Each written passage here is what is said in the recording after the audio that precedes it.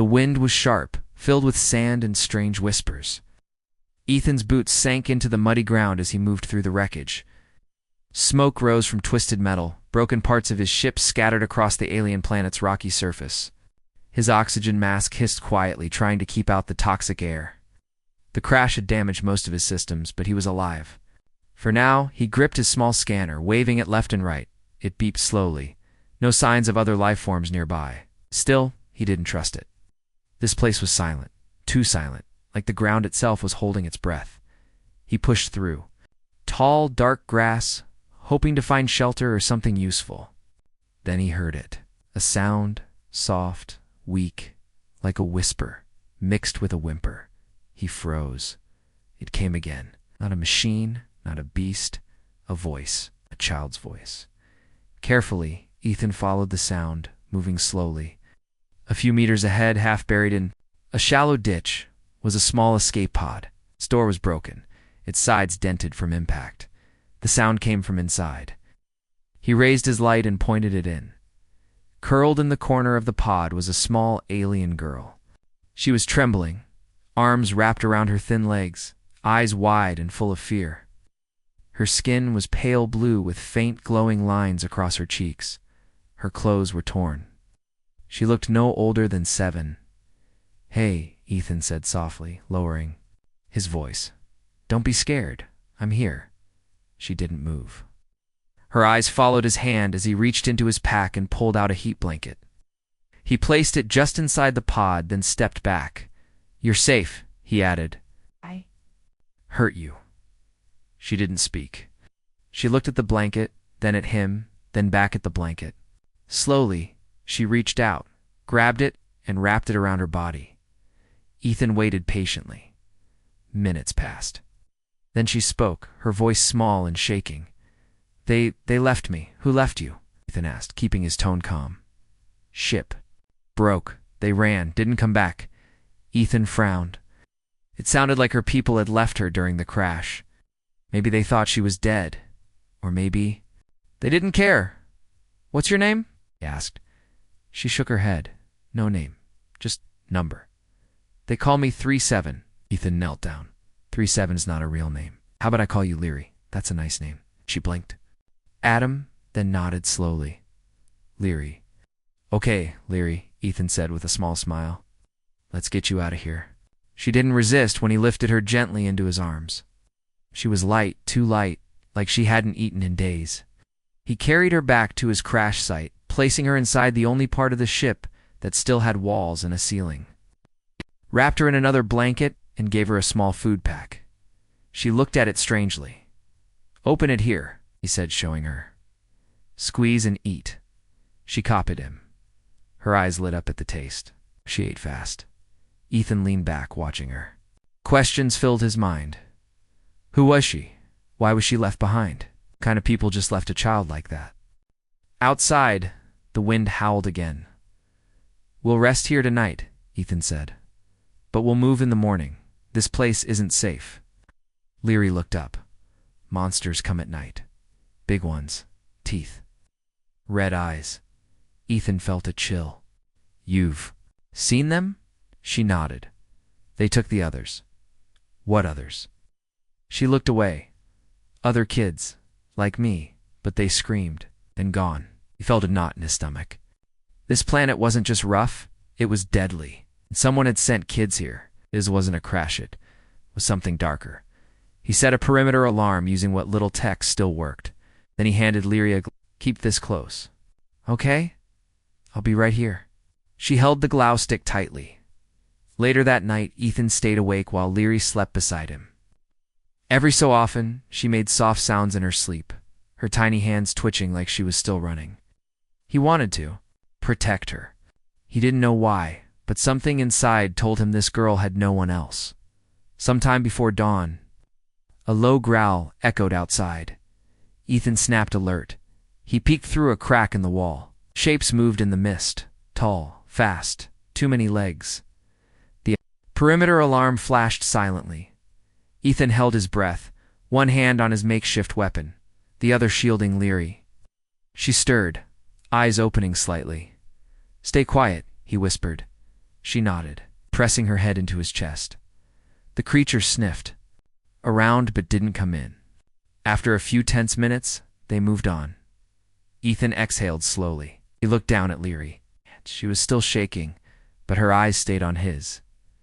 "You're safe," he whispered again. "I promise." For the first time, she smiled.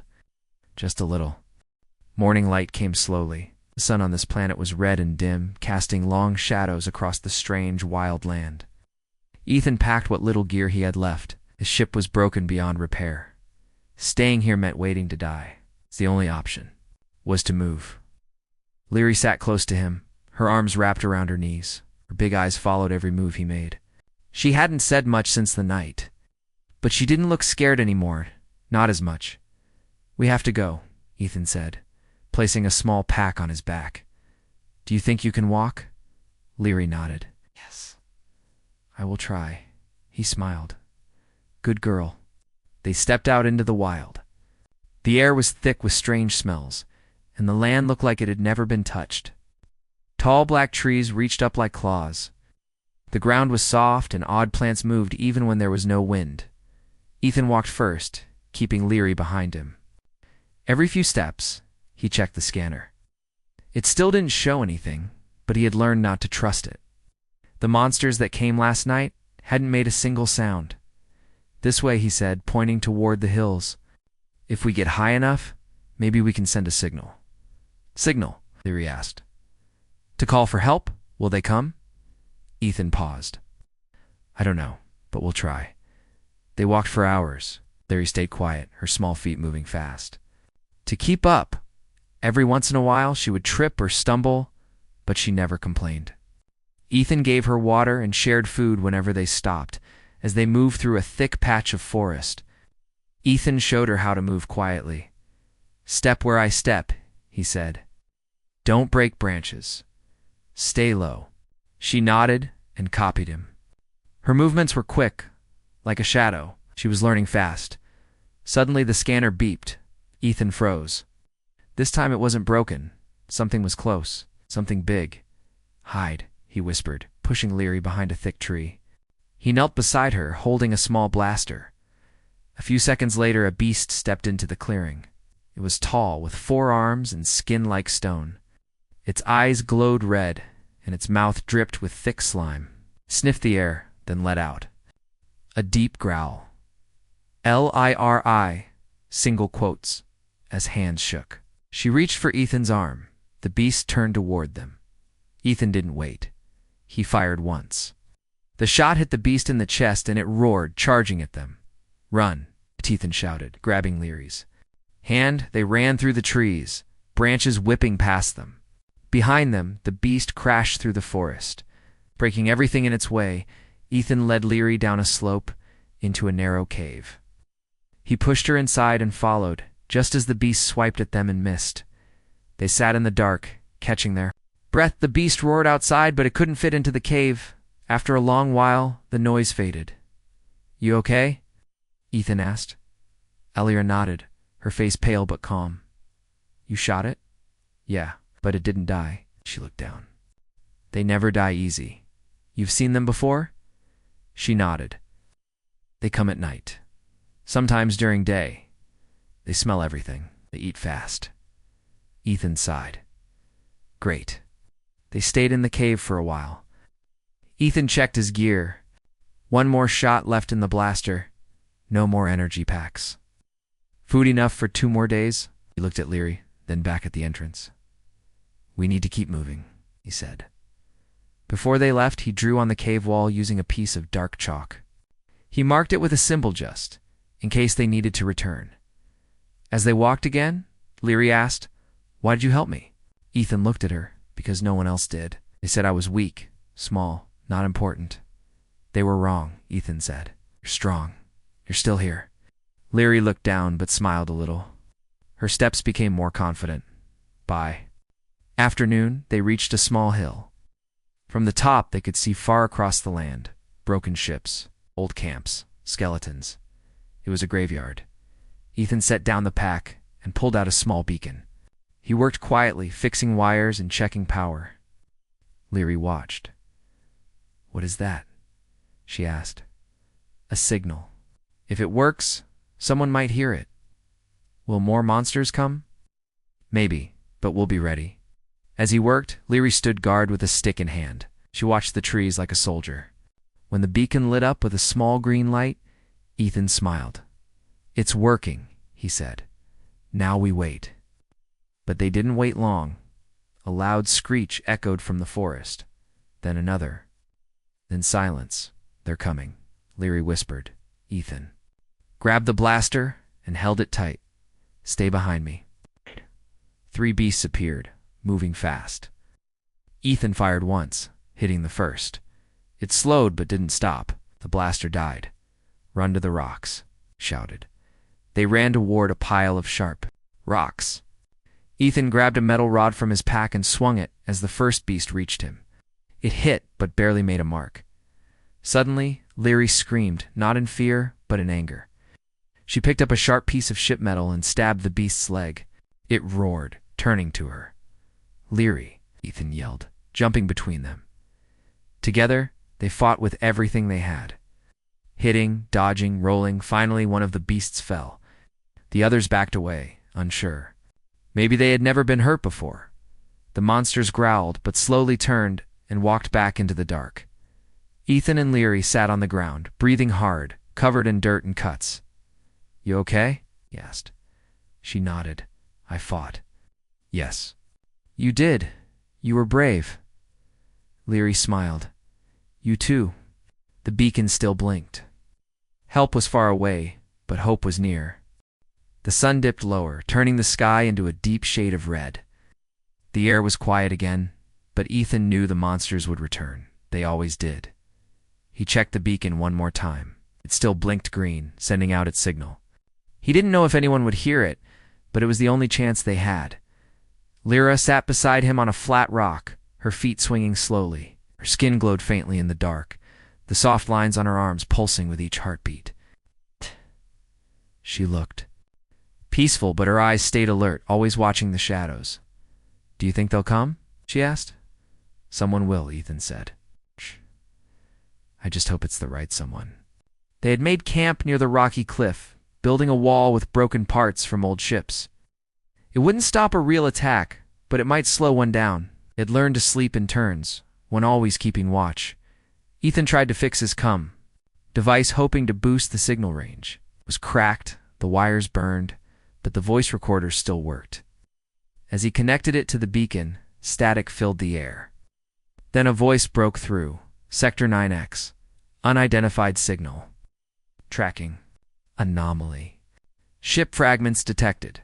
Possible escape pod signature. ... Ethan's eyes narrowed. That wasn't a rescue call. It sounded like a search squad. Repeat. Confirm identity of life signs. 1 human, 1 unknown genetic code. Prepare extraction. Team ...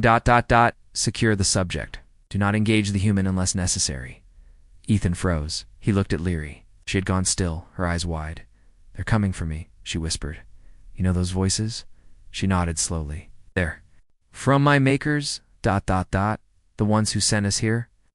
Ethan's stomach turned. "They're not rescuing you, are they?" Leary shook her head. "They want me back, but not to save me, to end me." He turned off the and checked the beacon. It had been locked to a galactic channel. Anyone in range could trace it. He felt like a fool. He'd called for help and brought the wrong people straight to them. "We have to move," he said. Elora stood up, clutching her small pack. "Where?" "There's an old station on the ridge. I saw it on the scan before my ship broke. Maybe we can hide their war, send a message to someone who actually wants to help." They packed quickly. As they moved through the dark forest, Ethan spoke quietly. "What do you mean they want to end you?" Leary didn't answer right. Away, then she said, "I was created, not born. They made me. For tests, I wasn't strong enough. Others were faster, smarter. They sent us here to see who lived." Ethan stared at her. "They sent kids here to die?" "Yes, I was the last one. The others were taken by monsters."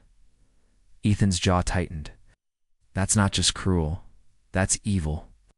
I'm not supposed to be alive, Leary whispered. They'll erase me. Ethan stopped walking. He knelt in front of her. Listen to me. You are alive. And you are not going back to them. Not as long as I'm breathing. Her eyes watered, but she nodded. They reached the ridge by dawn. Station was old and covered in vines, but the structure stood strong. Small door opened after Ethan used his emergency code. Inside, they found working lights, a water tank, and a small cum array. It wasn't much, but it was safer than the forest. Lara sat on a chair holding a small metal toy she had found. Ethan connected his cum to the station's array and searched for any human frequencies. Finally, a weak signal replied. This is Scout Ship Mira. Reading beacon trace. Do you require assistance? Ethan's heart jumped. This is Ethan Drake, human explorer. I have a child with me. We are stranded and being hunted. Repeat. We need extraction. Fast. The voice paused. We are 4 hours away. Stay safe, sir. Relief flooded his chest. He looked at Leary. They're coming. Real help this time. But before they could celebrate, the scanners beeped again. Ships, 3 of them, were entering the sky above. Not human. Not friendly. They're here, Leary said. Ethan grabbed his blaster. We have to hold them off until the Mira arrives. He set traps around the station using old tech motion mines, trip lines, and smoke bombs. Leary helped, placing traps. Exactly where he showed her. She moved fast and quiet, her face serious. When they come, Ethan said, you hide in the back room. Don't come out unless I call for you. No, she said softly. I'll stay. I can help. Ethan shook his head. You're just a kid. I'm not. It's not really. They made me to survive, and you showed me how. He looked at her. The fear in her eyes had turned into something else, something strong. He nodded. Okay. Fight together. The sky grew darker. Engines roared above. The enemy had landed.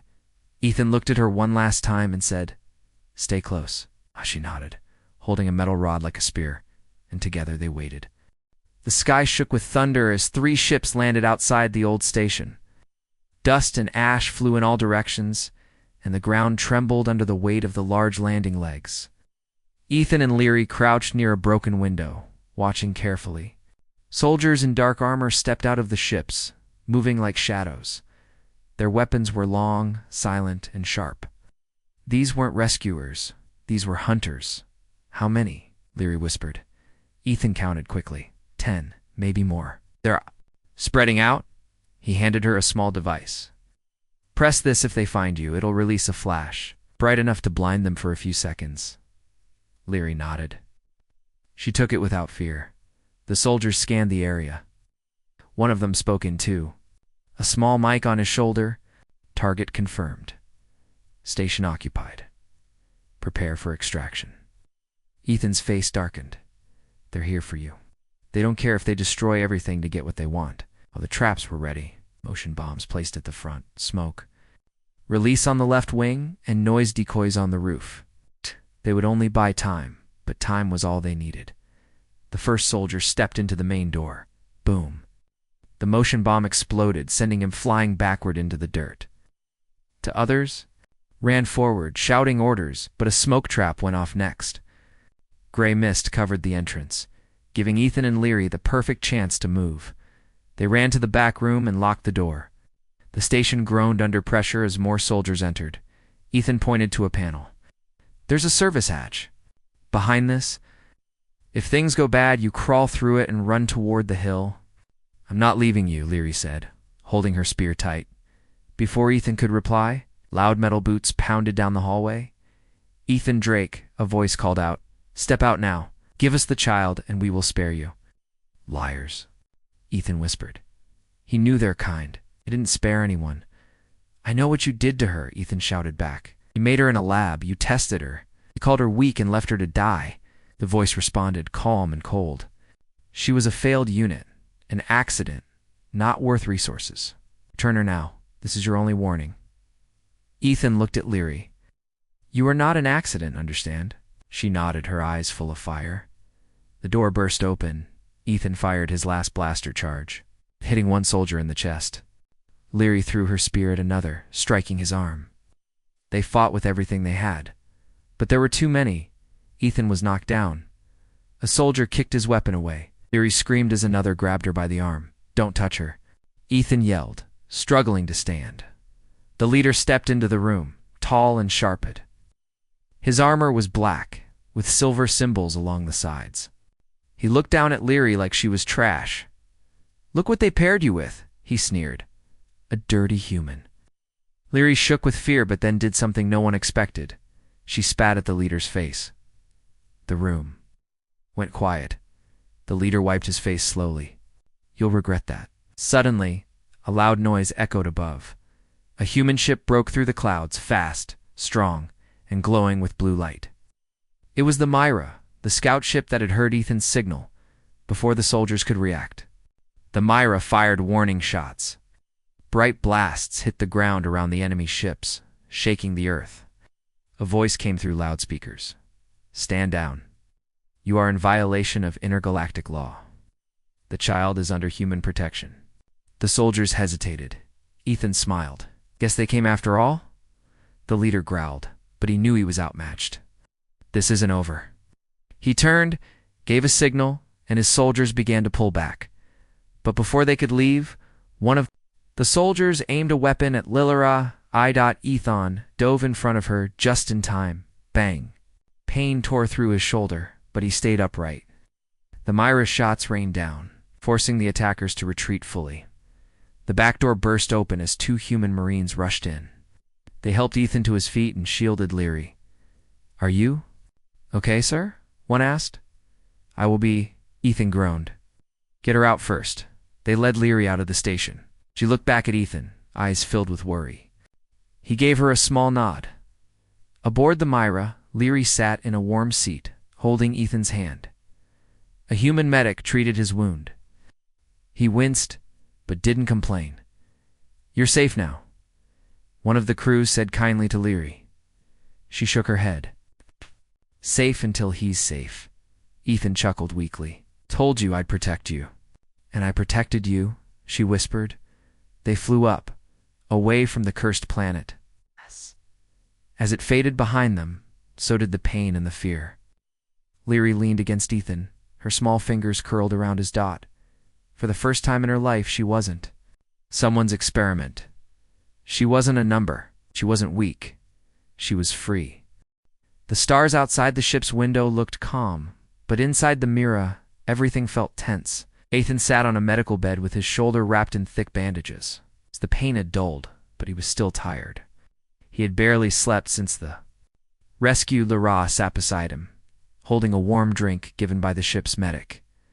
Her hands were small, but steady now. She didn't shake anymore. She didn't hide behind him. But she also didn't speak much. A soft voice came from the door. "We're approaching Haven Station," said Captain Yara, the commander of the Myra. "It's a human colony station, safe, quiet, and well guarded." Ethan nodded. "Thank you, Captain." She looked at Leary and smiled. "We've informed the Intergalactic Council. Want to meet her?" Leary looked up, eyes unsure. "Will they take me away?" "No," Ethan said firmly. "They won't." Captain Yara nodded. "The Council will ask questions, but they follow law. And right now, she's under human protection." The ship landed at Haven Station smoothly. It was a clean place, white walls, clear glass, soft lights, different from the wild planet they had just escaped. Humans and friendly. Aliens moved around the halls, smiling, nodding, working, but not everyone smiled when they saw Leary. Some looked confused. Others looked scared. Few whispered. "Why are they looking at me?" Leary asked, holding Ethan's hand tightly. "Because you're different," Ethan said. "But that's not a bad thing." They were taken to a quiet room where a council meeting would happen. Leary sat beside Ethan at a long table. The other side were 3 council members, 1 human, 1 Tharnix, and 1 Zalari. They were leaders from different parts of the galaxy. The human woman spoke first. "We've read the report. The girl was found alive on a Class 5 death world. She was part of an illegal experiment by a private lab group. Is this true? Ethan nodded. Yes, she was left there with others. They all died. She survived. The Tharnix counselor blinked slowly, and now the lab wants her back. They already tried to take her, Ethan said. They failed. Leary looked down, silent. The Zellery spoke, her voice softer. Child, do you understand what is happening? Leary nodded. They made me. They left me. But he saved me. She pointed to Ethan. Do you wish to stay with him? Leary looked at Ethan, then back to the council. Yes. He's my guardian. I'm not a weapon. I'm not a number. I just want to be me. The room went quiet then. The human counselor tapped her screen. We'll review your case. But as of now, the girl Leary will remain under human care. The lab group has no rights over her. Ethan smiled. Leary squeezed his hand, but peace didn't last long. Later that night, someone tried to break into their room. The alarms rang out. Security caught two strange figures in dark clothes. They carried darts, ropes, and a strange collar. Not normal. Thieves. These were professionals sent by the lab to steal Leary. Ethan stood at the doorway while security dragged them away. Leary sat on the bed, shaking. They won't stop, she said. Ethan walked over and knelt beside her. Then we won't stop either. He contacted Captain Yara. They're not done. They'll try again. Can we move her? Captain Yara nodded. Yes, there's a family colony on Elarathri. Peaceful, quiet, protected. I can get her there. Me, she smiled. You're going with her. The council already agreed. You're her guardian now. For the first time, Ethan felt like something was right. Like maybe this wasn't just rescue, it was the start of a new life. They left Haven Station the next day. The trip to Alara 3 was calm. No chasing ships, no monsters, no shadows in the dark, just stars. Leary spent her time looking out the window, drawing pictures on a tablet the crew gave her. She drew trees, animals, and people. She drew herself with glowing hands and big wings. What's that? Ethan asked, smiling. That's me, she said. Strong, flying, he nodded. Are strong? And you don't need wings to fly. When they landed on Elarathri, the colony was small but beautiful. Green fields, warm weather, friendly people. A human couple greeted them. They had lost their own child years ago and offered to help raise Leary as part of their family. But Leary didn't want to leave Ethan. Can he stay too? She asked. The couple smiled. Of course. A new house was built near the fields.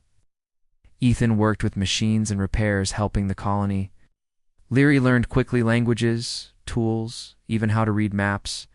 But at night, sometimes she still had nightmares. And every time Ethan was there, don't be scared, he always whispered, I'm here. Each time she whispered back, I know. Life on Elarathri was calm, something Ethan had never known before. The air was fresh, the skies always bright, and the colony full of kind people.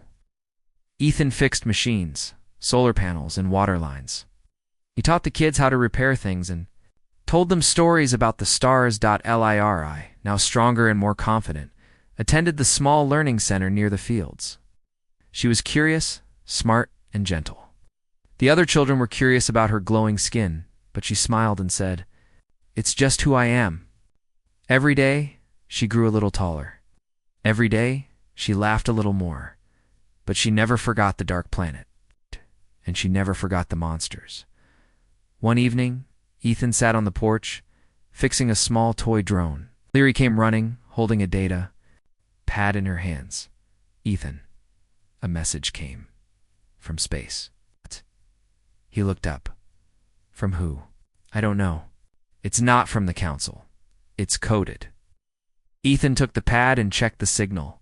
The message was short and broken, but the voice inside was clear. This is Unit 26. I am alive. They missed me, seeking safety. We're beacon before they shut it down. Please, Leary's face changed. That's one of us. From the planet. Ethan stared at the screen. I thought you said all the others were gone. I thought so too, she whispered. But maybe one made it, just like me?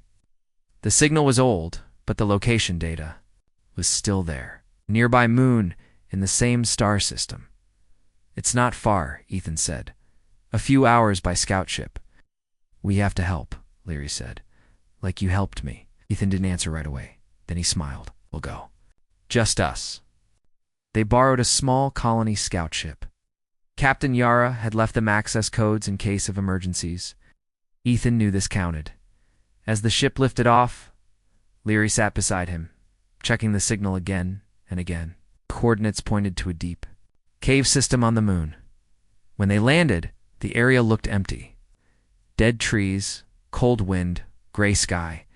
They walked together, flashlights in hand. You sure this is right? Ethan asked. Yes, Leary said. I can feel it. They entered the cave, moving slowly. The path was tight and full of shadows.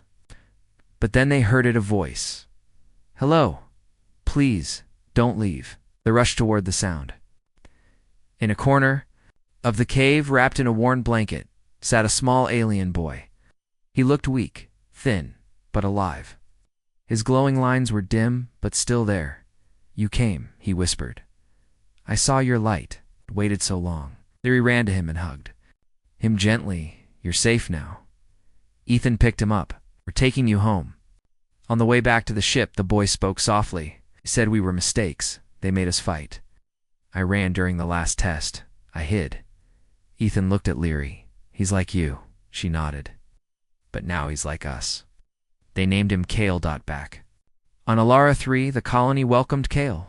He was shy at first, but warmed up slowly. Ethan and Leary helped him eat, sleep, and smile again. Soon Leary and Kale played together in the fields. They drew pictures, built flying toys, and shared stories of the stars. One night, all three sat under the sky, watching the moon's rise. Kale asked, Why did you save me? Leary answered, Because someone saved me.